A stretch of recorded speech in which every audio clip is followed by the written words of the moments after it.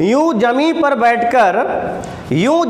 बैठकर क्यों आसमान देखता है, यूं जमी पर बैठकर क्यों आसमान देखता है, पंखों को खोल तू जवाना सिर्फ उड़ान देखता है, पंखों को खोल तू जवाना सिर्फ उड़ान देखता है। हेलो बच्चों, कैसे हो आप लोग? उम्मीद करते हैं आप सब अच्छे होंगे और अच्छे से आप सब घर में पढ़ाई कर रहे होंगे। बच्चों, आज हम लोग उपस्थित हुए हैं क्लास 12 का फिजिक्स का टॉपिक लेकर, जिसका नाम है कूलाम का वेक्टर स्वरूप। तो आज बच्चों ये 3rd वीडियो है हमारा। तो इसके पहले के हम लोग 2 वीडियो आपको मिल चुकी होगी और उम्मीद है आप सब उसको देख भी चुके होंगे।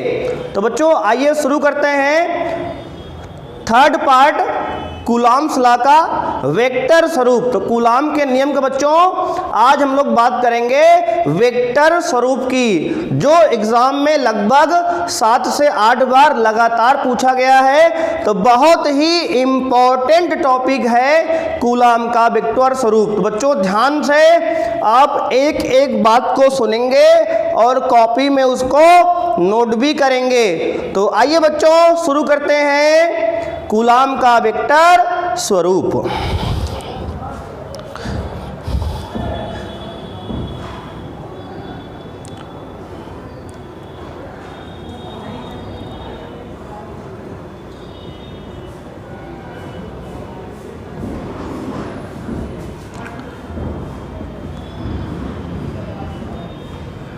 तो बात करेंगे बच्चों आज हम कूलाम के वेक्टर स्वरूप की। इंग्लिश में कहते हैं कूलॉम्स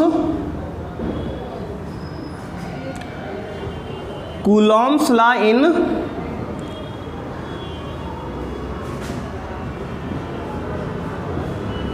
इन वेक्टर फॉर्म। कूलॉम्स लॉ किसमें? वेक्टर फॉर्म में पढ़ेंगे आज बच्चों हम लोग। क्या पढ़ेंगे बच्चों? कूलॉम्स लॉ को बच्चों हम लोग वेक्टर फॉर्म में बात करेंगे आज। ठीक है बच्चों, तो कूलॉम्स लॉ के वेक्टर फॉर्म की बच्चों आज हम लोग बात करेंगे।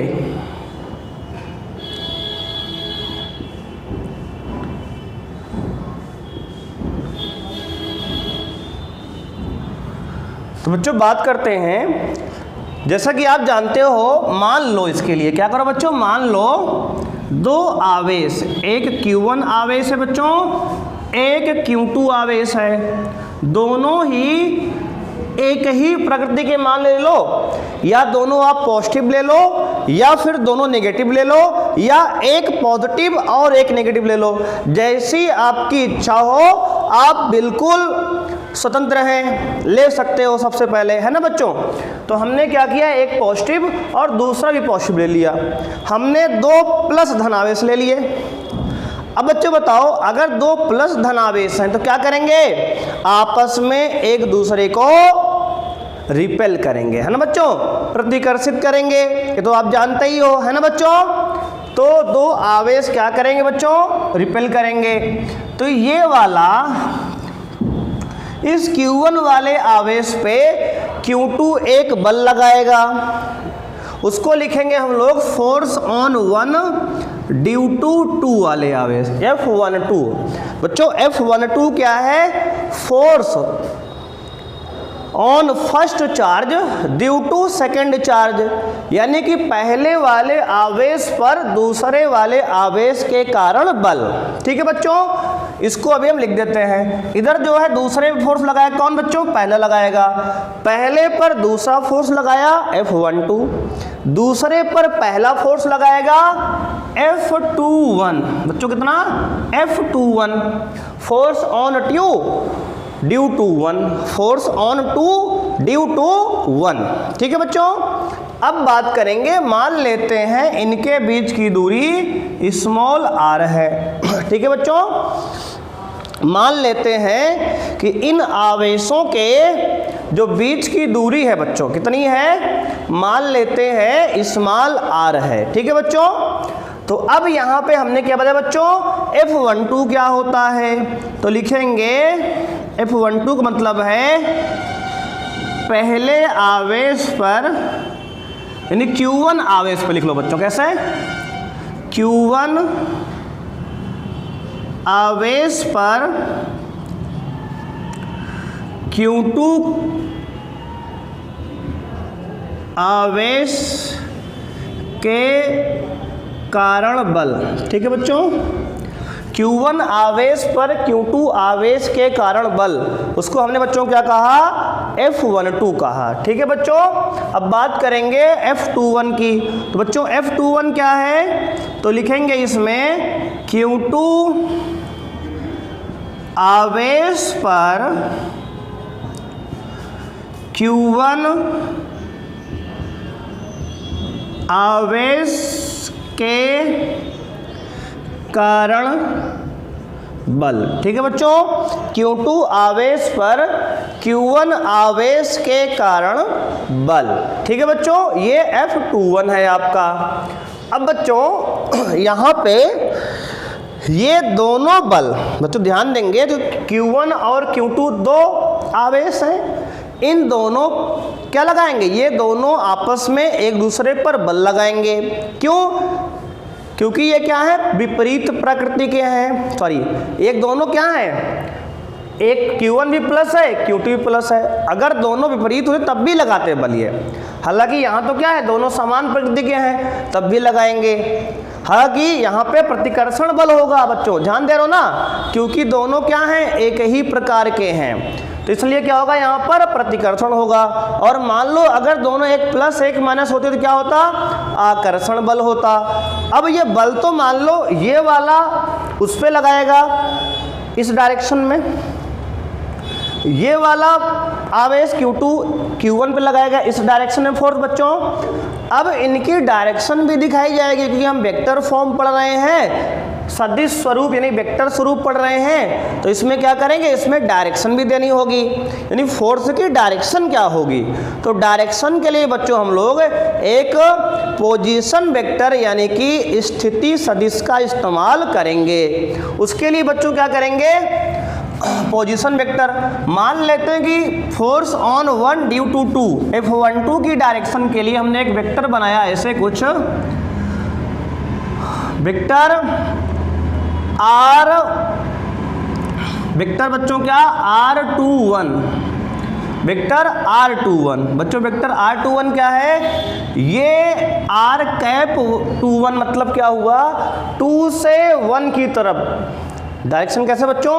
R21 का मतलब है 2 से 1 की तरफ, 2 से 1 की तरफ। बच्चों R21 क्या है? 2 से 1 की तरफ। इसको आप लिख भी लेंगे यहाँ पे। वेक्टर R21 क्या है बच्चों? Q2 से क्या बच्चों? Q2 से Q1 की ओर। बच्चों क्या? Q2 से Q1 की ओर। क्या बच्चों? Q2 से Q1 की ओर का एकांक सदिश। क्या बच्चों? Q2 से Q1 की ओर का एकांक सदिश, एकांक सदिश यानी कि यूनिट वेक्टर है बच्चों, मतलब इसका मैग्नीट्यूड। एकांक सदिश का मतलब क्या है बच्चों? इसका परिमाण 1 है, मतलब इसकी न्यूमेरिकल वैल्यू तो 1 है, लेकिन इस्तेमाल किया हुआ बच्चों तो F12 को डायरेक्शन देने के लिए, क्योंकि F12 क्या है? एक वेक्टर है, बल है, उसका कुछ परिमाण होगा, उसको दिशा देने के लिए R21 हमने बनाया। अब बच्चों अगर हमें F21 को डायरेक्शन देना है तो बच्चों उसके लिए हमने क्या किया? उसके लिए हमने एक वेक्टर पोजीशन मान लो यहाँ बना लिया R12 कैप। बच्चों कैप क्यों लगाए? क्योंकि एकांक सदिश लिखना है बच्चों। क्या लिखना है? एकांक सदिश लिखना है बच्चों। उसके लिए हमने क्या किया बच्चों? उसके लिए हमने R12 इस्तेमाल किया, मतलब 1 से 2 की ओर का एकांक सदिश। ठीक है बच्चों, तो इसको लिखेंगे यहाँ R12 है क्या बच्चों? तो लिखोगे Q1 से Q2 की ओर का एकांक सदिश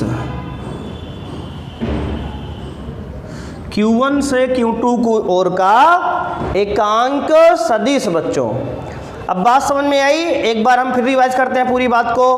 आज हम क्या बच्चों पढ़ रहे हैं? कूलाम के नियम का वेक्टर स्वरूप पढ़ रहे हैं। उसमें हमने बताया कि मान लो आपके पास दो बिंदु आवेश Q1 और Q2, दोनों ही पॉजिटिव लिया हमने कहा इनके बीच की दूरी r है। क्या है बच्चों? इनके बीच की दूरी r है। और अब यहाँ पे ये दोनों एक दूसरे पर एक बल लगाएंगे, है ना बच्चों? कैसा बल होगा?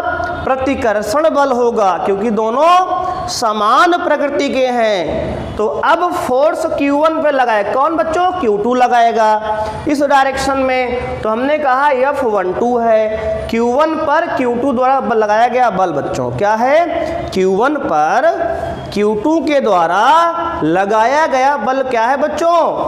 F12 है ना? उसको मैं लिख दिया, देखो यहाँ Q1 आवेश पर Q2 आवेश के कारण बल, है ना?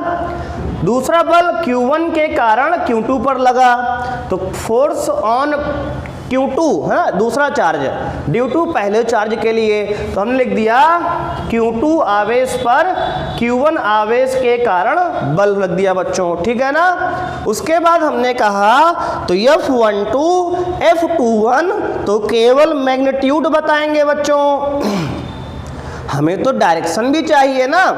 तो डायरेक्शन के लिए हमने क्या किया बच्चों? तो डायरेक्शन के लिए हमने कहा कि हमने एक पोजीशन वेक्टर बनाया, यानी स्थिति सदिश बनाया, एकांक स्थिति सदिश, जिसको हमने कहा r∠1, मतलब 2 से 1 की तरफ का एकांक सदिश। डायरेक्शन देने के लिए बच्चों r∠1 डिसाइड किया। उसको हमने डिफाइन भी कर दिया कि r21 क्या है? Q2 से Q1 की ओर का एकांक सदिश है, ठीक है बच्चों? और उसके बाद में कहा यहाँ कैप रहेगा ना बच्चों? हाँ, वेक्टर नहीं, क्या है ये दोनों? कैप है। कैप माने एकांक सदिश है बच्चों, तो यहाँ ध्यान देंगे आप, कैप रहेगा। तो Q1 से Q2 की ओर का एकांक सदिश हो गया बच्चों, ठीक है ना? तो इस तरह से हमने यहाँ पे डिफाइन कर लिया फोर्स को और उसकी डायरेक्शन को बच्चों। अब अगर हमें लिखना है फोर्स की वैल्यू क्या होगी, तो आप लिखेंगे यहाँ पे, पहले F12 की बात करेंगे तो फोर्स ऑन 1 ड्यू टू 2, यानी Q1 आवेश पर Q2 आवेश के कारण बल F12 कितना होगा बच्चों? तो हम लोग जानते हैं F बराबर क्या होता है बच्चों? K Q1 Q2 अपॉन बच्चों r²। क्या बच्चों? उनके बीच की दूरी है ना, यह बराबर K Q1 Q2 बटे r² होता है बच्चों। अब ध्यान देंगे आप, ये तो मैग्नीट्यूड हो गया बच्चों, Q1 Q2 और r और K क्या है? सब पर एक क्या है? सॉरी, एक नियतांक है ना? क्या है बच्चों? एक नियतांक है, यानी इससे तो एक नंबर आएगा सॉल्व करके। हमें तो वेक्टर चाहिए ना, वेक्टर मतलब हमने डायरेक्शन चाहिए। तो डायरेक्शन के लिए हमने बच्चों किसको लाया? F12 की डायरेक्शन के लिए हमने r21 को लाया, r∠21 को बच्चों किसको लाया? r∠21 को लाया। तो ये हो गया बच्चों आपका फोर्स ऑन 1 ड्यू टू 2, यानी फोर्स किस पे? Q1 आवेश पे। किसके कारण बच्चों? Q2 वाले आवेश के कारण। किसके कारण? Q2 वाले आवेश के कारण कितना Q1 पर बल लगेगा, इसकी वैल्यू हमने लिख दी यहाँ पे, वो भी किसमें? वेक्टर रूप में। अब बच्चों अगर आप चाहें तो इसको जो है r∠21 को वेक्टर फॉर्म में भी लिख सकते हैं, क्योंकि अभी एकांक वेक्टर के रूप में लिखा है। r∠21 क्या? एक इकाई वेक्टर है जिसका परिमाण बच्चों 1 होता है ना? ये सिर्फ डायरेक्शन देने के लिए आया है। तो आप चाहें, अच्छा एक बात ध्यान देंगे आप, अगर किसी वेक्टर को आप एकांक बना रहे हैं जिसका फॉर्मूला बच्चों क्या होता है? जैसे मान लीजिए वेक्टर A लिख रहे हैं आप, तो A कैसे निकलेगा बच्चों? तो वेक्टर A अपॉन उसका मैग्नीट्यूड बच्चों, क्या? उसका परिमाण बच्चों, क्या करेंगे? उसका परिमाण कर देंगे। तो यानी कि अगर किसी वेक्टर को एकांक वेक्टर में लिखना है तो उस किसी वेक्टर का एकांक वेक्टर क्या होता है बच्चों, वो वाला वेक्टर और उसका परिमाण नीचे, उसका मैग्नीट्यूड। अब मान लीजिए हमें यहाँ इस r कैप 21 का एकांक वेक्टर लिखना है, तो क्या लिखेंगे, r कैप 21 वेक्टर बराबर बच्चों क्या होगा, तो आप कहोगे वेक्टर r अपॉन r का मैग्नीट्यूड, यानी उसका क्या करेंगे बच्चों, परिमाण ले लेंगे, है ना। तो अब बच्चों आप ध्यान देंगे तो यहाँ पे r21 वेक्टर अपॉन r21 का परिमाण हो जाएगा बच्चों, बात समझ रहे हैं ना आप। तो उसका क्या हो जाएगा बच्चों, परिमाण हो जाएगा। अब अगर आप यहाँ चाहें तो क्या कर सकते हैं बच्चों, यहाँ पे r21 वेक्टर को हम लिख सकते हैं, कैसे बच्चों, r21 वेक्टर को यहाँ हम ऐसे लिख सकते हैं कि जो है r1 माइनस r2 वेक्टर। कैसे, आप पिछली क्लास में पढ़े होंगे वेक्टर में क्या निकालना, स्थिति सदिश, डिस्प्लेसमेंट वेक्टर है विस्थापन वेक्टर। तो बच्चों विस्थापन वेक्टर निकालने का तरीका है फाइनल माइनस इनिशियल वेक्टर, यानी कि r21 वेक्टर को आप ऐसे लिख सकते हैं कि r21 वेक्टर बराबर r1 vector minus r2 vector. बच्चों कैसे, देखो बहुत आसान है, अगर आप पढ़े हैं तब भी कोई बात नहीं, नहीं पढ़े तब भी आप परेशान मत होइए, हम बता देते हैं कैसे लिखेंगे। यहाँ जो दूसरा नंबर लिखा है उसको पहले लिखेंगे। अगर विस्थापन वेक्टर बच्चों निकालना है तो उसके लिए आप वेक्टर पढ़ें तब भी अच्छी बात है, बहुत बढ़िया है, नहीं पढ़े हैं तब भी परेशान मत होइए। लिखने का तरीका है r21 को लिखेंगे पहले r1 माइनस r2, कैसे, पहले दूसरा नंबर फिर माइनस पहला नंबर, है ना, पहले दूसरा नंबर या लास्ट वाला फिर माइनस, है ना, क्योंकि विस्थापन वेक्टर क्या होता है, अंतिम माइनस प्रारंभिक। तो अंतिम माइनस प्रारंभिक कैसे कर देंगे, यानी r21 को इस तरह लिख सकते हैं। तो अगर आप यहाँ इसको बनाएंगे तो क्या बन जाएगा बच्चों, यहाँ पे तो यहाँ आपका आ जाएगा r21 वेक्टर बराबर क्या हो जाएगा बच्चों, तो इसकी जगह पे r21 का कैप जो है इसको आप यहाँ चेंज करेंगे तो कुछ ऐसे बनेगा कि यहाँ पे r1 माइनस r2 का कैप क्या बच्चों, अगर r21 के जगह पे हम r1 माइनस r2 लिख दें जहाँ जहाँ r21 है, तो क्या बन जाएगा बच्चों, देखो r1 माइनस r2 बराबर ऊपर बच्चों क्या होगा, r1 माइनस r2 का वेक्टर अपॉन नीचे उसका मैग्नीट्यूड, r1 माइनस r2 का मैग्नीट्यूड बच्चों। तो इस तरह से यहाँ बन जाएगा।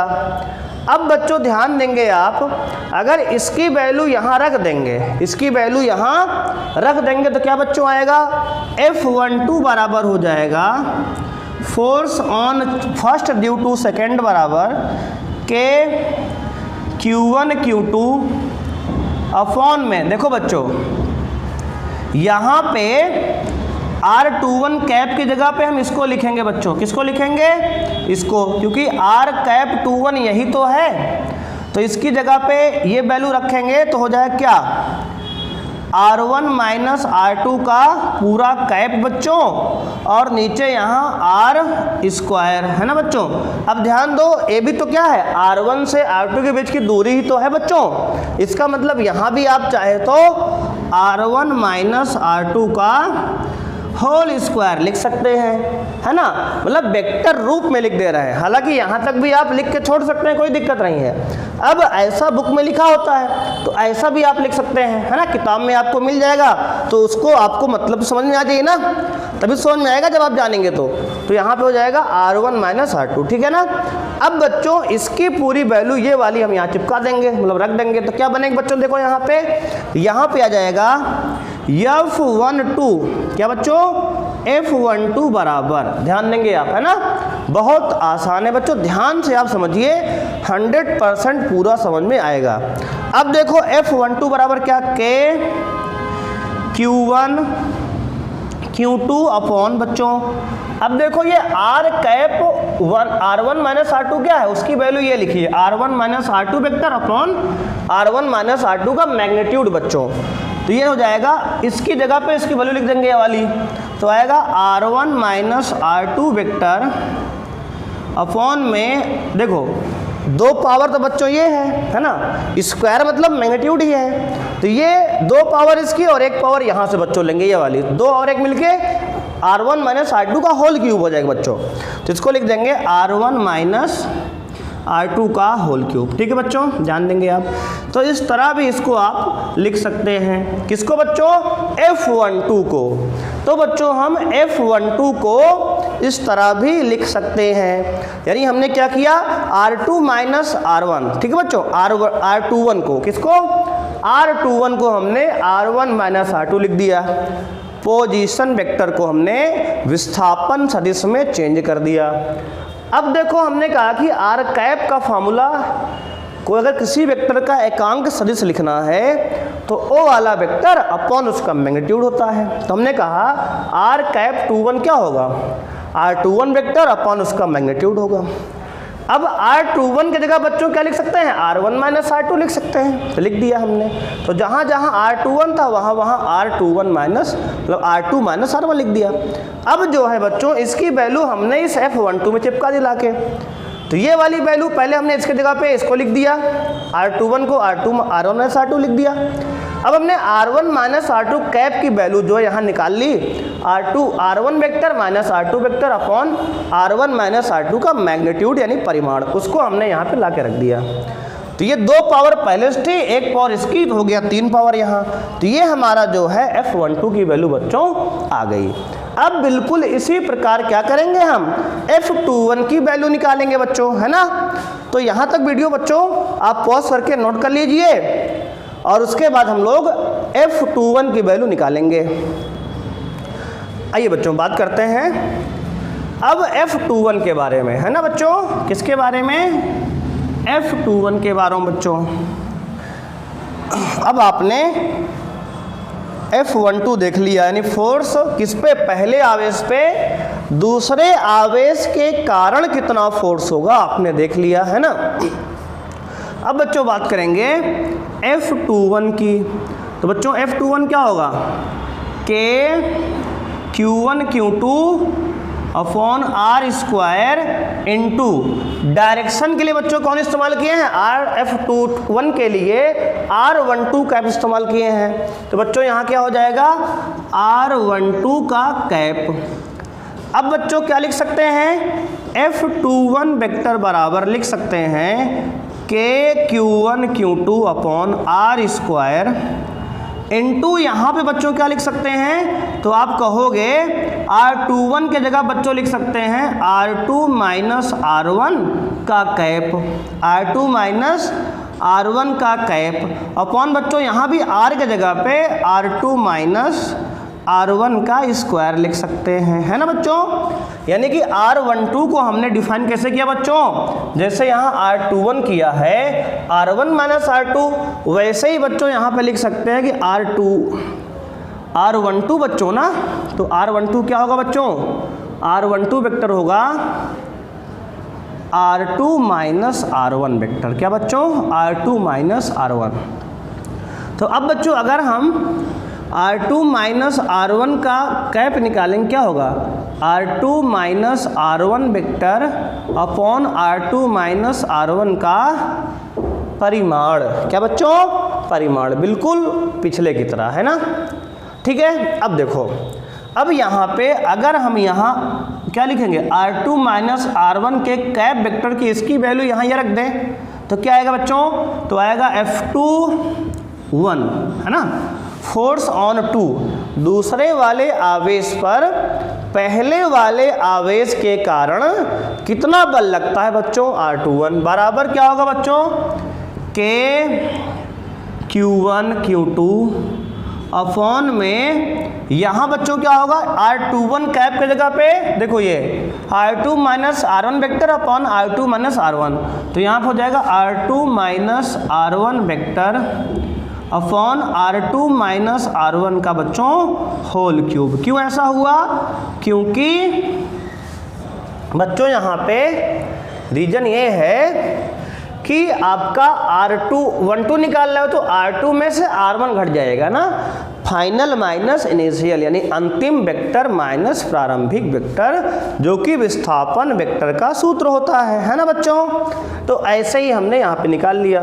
तो अब फाइनली आपके पास F12 आ गया Q1 K Q1 Q2 R1 minus R2 vector upon R1 minus R2 का होल क्यूब। और बच्चों F21 क्या आ गया, K Q1 Q2 upon R2 minus R1 का होल क्यूब इनटू में R2 माइनस R1 वेक्टर। तो ये आपको हमने वेक्टर फॉर्म में कूलॉम्स लॉ आपने समझा यहाँ पे। उम्मीद है बच्चों आपको अच्छे समझ में बात आई होगी। और ये दोनों बल क्या है बच्चों, परिमाण में तो बच्चों बराबर ही हैं, लेकिन डायरेक्शन क्या है बच्चों इनकी विपरीत है।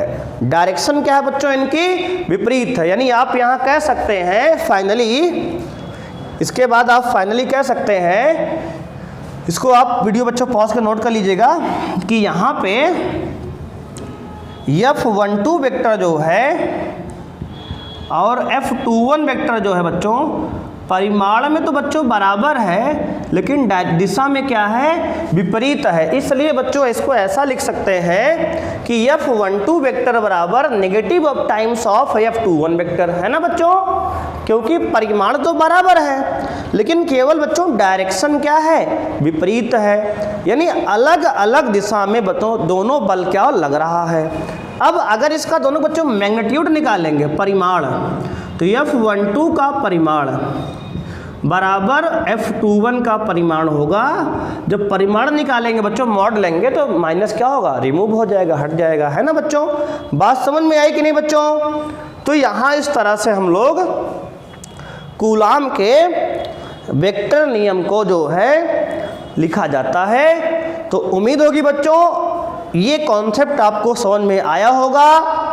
और अगर समझ में आया है तो आप जो है वीडियो को लाइक कर सकते हैं, चैनल को सब्सक्राइब कर सकते हैं अगर आप पहली बार चैनल पे आए हैं तो, जिससे आपको ऐसे ही अच्छे अच्छे वीडियो मिलते रहें और आपका लगातार कॉन्सेप्ट क्लियर होता रहे, जिससे कि एग्ज़ाम में आप अच्छा से अच्छा स्कोर कर पाए, है ना। और आप इस वीडियो को अपने दोस्त यार के साथ भी शेयर कर सकते हैं, जिससे उनका भी भला हो जाए, है ना बच्चों, जिससे कि क्या हो, वो भी अच्छे नंबर मिले उनको भी, है ना। आप भी चाहते हो ना कि हमारा दोस्त अच्छे नंबर पाए, तो इस तरह से आप वीडियो को शेयर भी कर सकते हैं। और आप वीडियो पसंद आया तो लाइक सब्सक्राइब आप जरूर कर सकते हैं ना बच्चों। तो इसी के साथ तो इस वीडियो को हम लोग समाप्त करते हैं। तो बहुत बहुत धन्यवाद बच्चों आज के लिए। मिलते हैं कल नए वीडियो में, है ना बच्चों। कल बात करें कुछ नए टॉपिक की। थैंक यू बच्चों, बाय बाय बच्चों।